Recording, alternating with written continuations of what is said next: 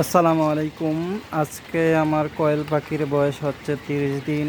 তো আজকে আমি খাঁচায় উঠিয়ে ফেলবো এই পাখিগুলো। তো সবাই আমার জন্য দোয়া করবেন, আমার খামারটা যেন সফল হয়।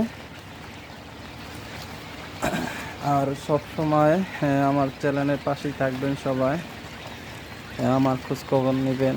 আর আশা করি আমি এই কোয়েল পাখি মিশ্রিত বানাবো, প্যারেন্টস পাখি বানাবো বাচ্চা উৎপাদন করানোর জন্য। তো সবাই আমার জন্য দোয়া করবেন, আমি যেন সফল হই।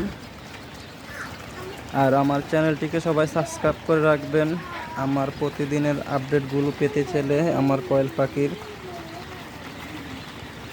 তো এগুলারে এখন খাবার দিছি, খাবার খাওয়া হলে আমি এগুলারে খাঁচায় উঠিয়ে ফেলবো।